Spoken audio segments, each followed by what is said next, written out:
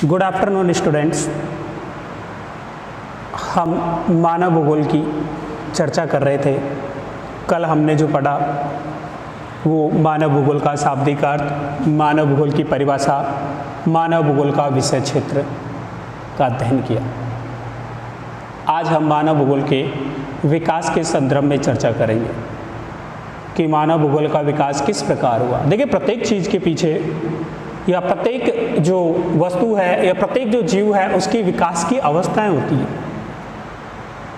अर्थात प्रथम अवस्था, द्वितीय अवस्था, तृतीय अवस्था। इसी प्रकार जो मानव भूगोल है उसकी भी अवस्थाएं बताई गई हैं। अब उनका विभाजन अलग अलग तरीके से किया जा सकता है। जैसे मानव भूगोल के अंतर्गत बताया कि मानव भूगोल का जो विकास है शुरुआत में 19वीं शताब्दी से माना गया। 19वीं शताब्दी से माना गया। प्रारंभ में रैडजेल महोदय ने अपनी पुस्तक एंथ्रोपी ज्योग्राफिया को 2 खंडों में प्रकाशित किया। पहला खंड प्रकाशित हुआ 1881 और दूसरा खंड प्रकाशित हुआ 1891 में। तब से मानव भूगोल का, या यूँ कहा जाए कि तब से मानव भूगोल एक स्वतंत्र विषय के रूप में या स्वतंत्र मानव भूगोल विषय के रूप में आया। मानव भूगोल का जनक रैडजेल महोदय को ही कहा जाता है, कल भी पिछली क्लास में बताया था। और इसके बाद नवीन विचारधाराएं या अन्य जो जैसे इंग्लैंड है, उसके अलावा अमेरिका है, फ्रांस है, इन्होंने भी मानव भूगोल पर अपनी विचारधाराएं प्रस्तुत की। मानव भूगोल को 3 खंडों में विभाजित किया गया है।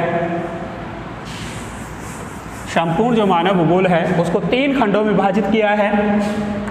देखिए, एक तरफ मानव भूगोल रख देते हैं और इसको 3 खंडों में विभाजित करते हैं।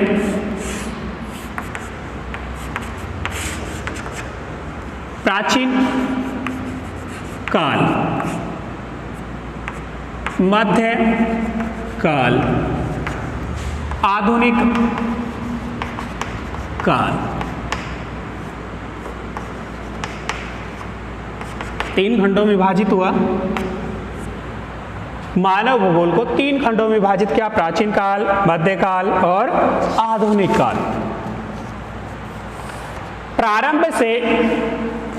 प्रारंभ से और 7वीं सदी तक रखा जाता है प्राचीन काल के अंतर्गत। प्रारंभ से 7वीं सदी, 8वीं से और 18वीं सदी तक रखा जाता है मध्यकाल के अंतर्गत, और 18वीं से आधुनिक काल के अंतर्गत अर्थात आधुनिक समय तक रखा जाता है आधुनिक काल के अंतर्गत।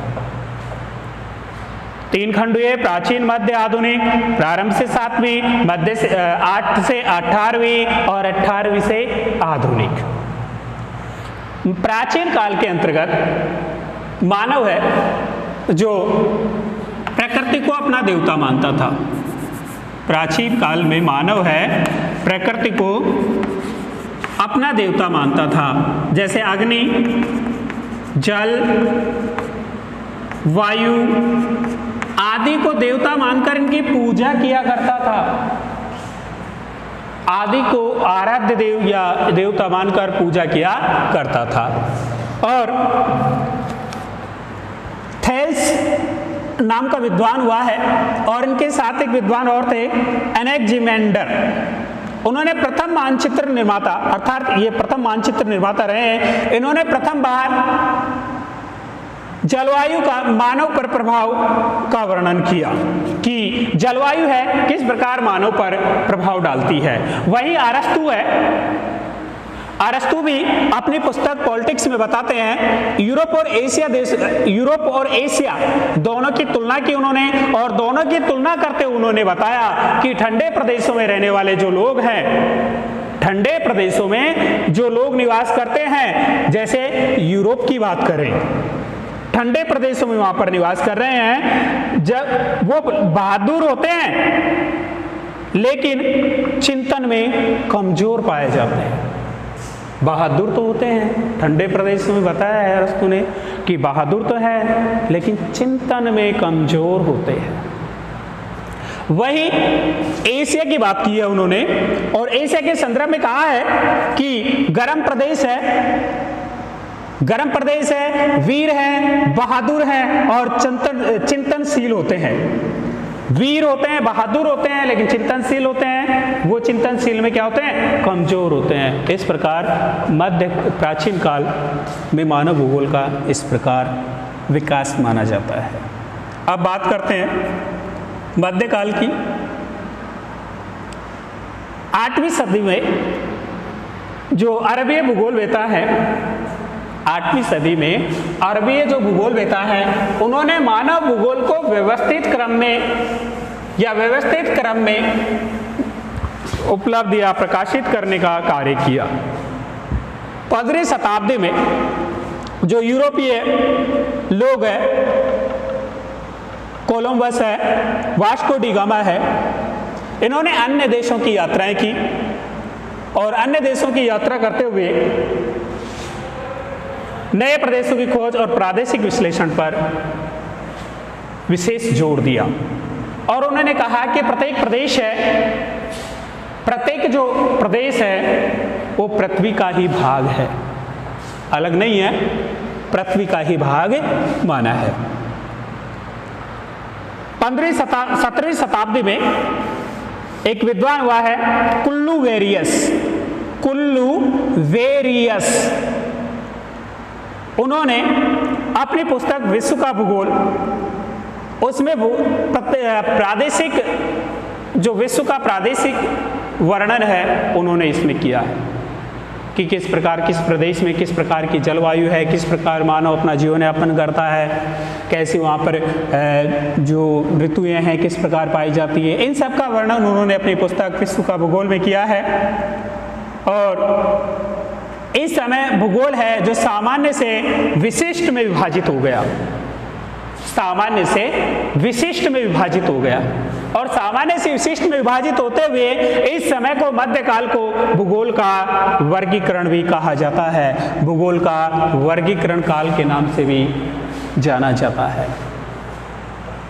अब है आधुनिक काल। आधुनिक काल के अंतर्गत आधुनिक काल समय है 18वीं सदी से आधुनिक समय तक। 18वीं सदी से आधुनिक समय तक माना गया है। देखिए इस समय विभिन्न प्रकार की विचारधारा का जन्म हो चुका था और मुख्य रूप से हमारे जो सिलेबस में है उसमें इसे 4 भागों में विभाजित किया है। पहली है जर्मन स्कूल,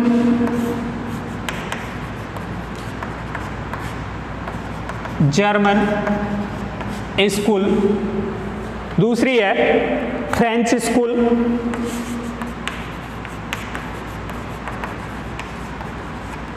पहली जर्मन, दूसरी फ्रेंच, तीसरी है अमेरिकन स्कूल,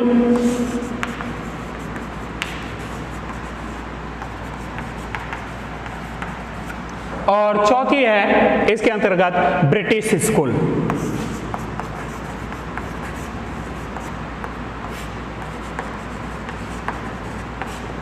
चार विचारधाराओं के रूप में विभाजित किया। देखिए ऑफ ज्योग्राफिया,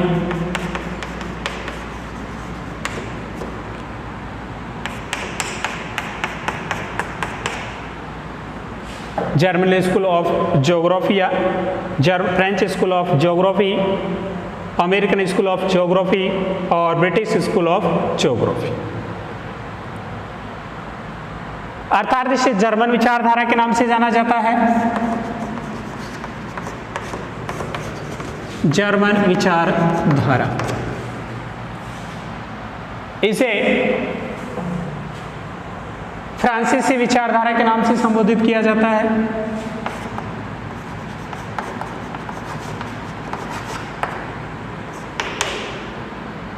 अमेरिकन विचारधारा से और ब्रिटिश विचारधारा से संबोधित किया जाता है, जिसमें शुरुआत में हम देख रहे हैं कि जर्मन स्कूल ऑफ ज्योग्राफी अर्थात जर्मन विचारधारा। जर्मन विचारधारा अर्थात जर्मन भूगोलवेताओं ने भूगोल का सर्वाधिक विकास किया। भूगोल का जो सर्वाधिक विकास किया वो जर्मन भूगोलवेताओं ने किया।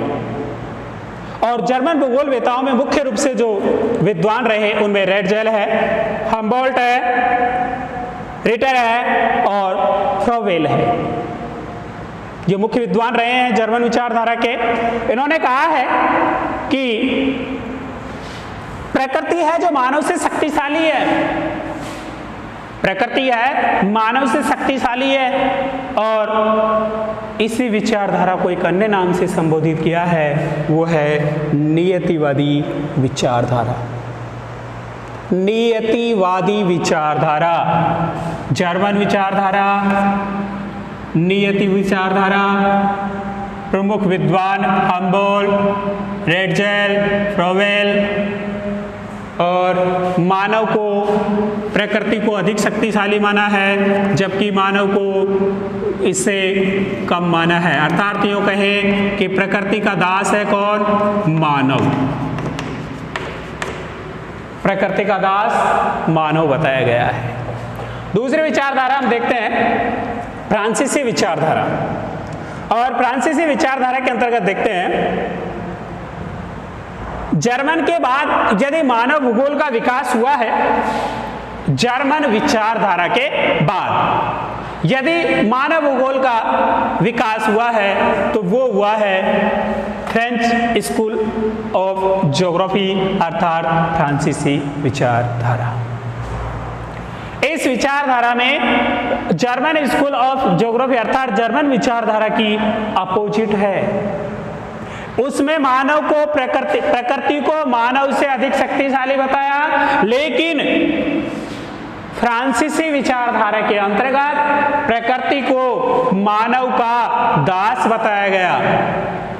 प्रकृति को मानव का दास बताया गया कि प्रकृति मानव की क्या है? दास है। मानव अपने अनुसार अपनी आवश्यकता अनुसार प्रकृति का उपयोग कर सकता है, प्रकृति पर दोहन कर सकता है। लेकिन यहाँ पर दोनों विचारधाराएं आपस में अलग अलग हो जाती है। अगली विचारधारा है तीसरी विचारधारा, American school of geography. American school of geography में जो मुख्य विद्वान हुए हैं उनमें ग्रिफिथ टेलर है। और ग्रिफिथ टेलर को संभववादी विचारधारा का जनक माना जाता है। इस विचारधारा को रुको और जाओ के नाम से भी संबोधित किया जाता है। कई बार पूछा जाता है इस चीज को कि रुको और जाओ विचारधारा किस नाम से या अन्य किस नाम से जानी जाती है। ये पूछ लिया जाता है कि रुको और जाओ विचारधारा है किस विद्वान द्वारा बताई गई है, या किस विचारधारा या किस विद्वान ने इस विचारधारा का जन्मदाता माना जाता है। कई बार पूछा गया है इस चीज को, पिछले जो पेपर हुए हैं उनमें कई बार पूछा गया है। इसके अलावा फ्रेब है, ब्लास है, इनको भी संभववाद का जनक माना जाता है। देखिए दो शब्द आए इसके अंतर्गत, एक तो आया है संभववादी और एक आया है इसमें संभववाद। संभववादी और संभववाद, देखिए एक ही शब्द का अर्थात यूं कहे एक ही मात्रा का फर्क है, संभववाद और संभववादी, लेकिन विद्वान दोनों के अलग अलग हो जाते हैं यहाँ पर। क्योंकि संभववाद की बात करते हैं तो वहां पर तो माना जाता है कि इसका जो विचारधारा है वो इनसे जुड़ी हुई है, लेकिन ब्लास को संभववाद का जनक और फ्रेब को प्रथम इसका जनक अर्थात संबोधित करता हुआ व्यक्ति माना जाता है। इसके बाद में अगली जो विचारधारा है इसमें ये बताया गया है कि इस विचारधारा में ना तो प्रकृति मानव का दास है और ना ही मानव प्रकृति का दास है। देखिए, दोनों उपयुक्त जो विचारधारा अर्थात पहले जो दो विचारधारा बताई गई थी, उनमें पहली विचारधारा के अंतर्गत ये कहा गया था कि प्रकृति मानव का किसी भी प्रकार उपयोग कर सकती है, अपने आप को प्रकृति शक्तिशाली मानती है। लेकिन दूसरी विचारधारा अर्थात फ्रांसीसी विचारधारा में यह कहा गया कि मानव अधिक शक्तिशाली है, प्रकृति का किसी भी प्रकार से उपयोग कर सकता है। लेकिन अमेरिकन विचारधारा ये कहती है कि ना तो प्रकृति मानव का दास है और ना ही मानव प्रकृति का दास है। दोनों अपने विवेक से सामंजस्य स्थापित कर लेते हैं और मानव अपने विवेक से उपयोग अर्थात प्रकृति का उपयोग करते हुए अपने संपूर्ण कार्य कर लेता है। वहीं प्रकृति भी है, अपने आप को समायोजित कर लेती है। देखा जाए तो तीसरी विचारधारा है आधुनिक समय पर लागू होती है। दोनों उक्त विचारधाराएं हैं वर्तमान समय में भी लागू नहीं होती है। इसके अलावा अगली विचारधारा है, उसमें ये कहा गया है कि 1930 के दशक के बाद 1930 के दशक के बाद जो मानव भूगोल है वो विभिन्न शाखाओं के रूप में विभाजित होता गया। जैसे राजनीतिक भूगोल है, सामाजिक भूगोल है, आर्थिक भूगोल है। इस प्रकार की समस्याएं या इस प्रकार के जो उपशाखाओं के रूप में विभाजित होता गया। इन उपशाखाओं के रूप में मात्रात्मक क्रांति हुई, अर्थात पहले जो जानी जाती है मात्रात्मक क्रांति के नाम से जानी जाती है। दूसरी मानव कल्याणपरक मानवतावादी विचारधारा, मानव कल्याणपरक या मानवतावादी विचारधारा के नाम से संबोधित की जाती है। तीसरी क्रांतिकारी या रेडिकल विचारधारा के नाम से संबोधित की जाती है। और चौथी है व्यवहारवादी आचारपरक विचारधारा के नाम से संबोधित की जाती है। देखिए, पहली है मात्रात्मक क्रांति। मात्रात्मक क्रांति के अंतर्गत भूगोल में सांख्यिकी व गणितीय तकनीकी के प्रयोग के परिणाम स्वरूप परिवर्तनों को मात्रात्मक क्रांति कहा गया। कि सांख्यिकीय और गणितीय तकनीकी का जब प्रयोग होने लगा, सांख्यिकी और गणितीय तकनीकी का प्रयोग होने लगा, उसके फलस्वरूप मात्रात्मक क्रांति का जन्म हुआ और इसे ही मात्रात्मक क्रांति कहा गया। इसका सर्वप्रथम प्रयोग बर्टन ने 1963 में किया। बर्टन विद्वान है, उन्होंने 1963 में मात्रात्मक क्रांति का प्रयोग किया और मात्रात्मक क्रांति का विकास भूगोल के सिद्धांत और प्रदेश विकासों के लिए किया गया था। इस विषय को वैज्ञानिक विषय बनाया गया या बनाया जा सके, इस मात्रात्मक क्रांति को दार्शनिक आधार पर प्रत्यक्षवाद है। अगली है उग्रवादी सुधारवादी विचारधारा या क्रांतिकारी विचारधारा। भूगोल में क्रांतिकारी विचारधारा का विकास 1970 में मात्रात्मक क्रांति के फलस्वरूप हुआ। इसमें सुधारवादियों ने गुणात्मक शोध द्वारा मानव पर्यावरण के संबंधों को स्थापित करने का प्रयास किया। कि सुधारवादियों ने गुणात्मक शोध किए और मानव और पर्यावरण के बीच जो संबंध थे उनमें सुधार करने का प्रयास किया गया। आर्कपीट व एंटीपोड रेडक्लिफ विचारधारा, डेविड हॉर्ड, इनका सभी का इसमें विशेष योगदान रहा। अगली विचारधारा है व्यवहारवादी आचारपरक विचारधारा। व्यवहारवादी आचारपरक विचारधारा, इस विचारधारा में मानव की आर्थिक जो क्रिया है उनके मानस पर आधारित होती है या मानसिक मानचित्र होता है। 1966 में पीटर गोल्ड द्वारा प्रस्तुत की गई 1966 में पीटर गोल्ड द्वारा यह विचारधारा प्रस्तुत की गई और इस विचारधारा में पर्यावरण की मानसिक इमेज बनाता है। मानव है जो पर्यावरण की मानसिक इमेज बनाता है और उसी के आधार पर निर्णय किया जाता है कि अपनी आवश्यकताओं की पूर्ति के लिए संबंधों का प्रयोग करेगा, कि अपनी आवश्यकताओं की पूर्ति के लिए वो किस प्रकार प्रयोग करेगा।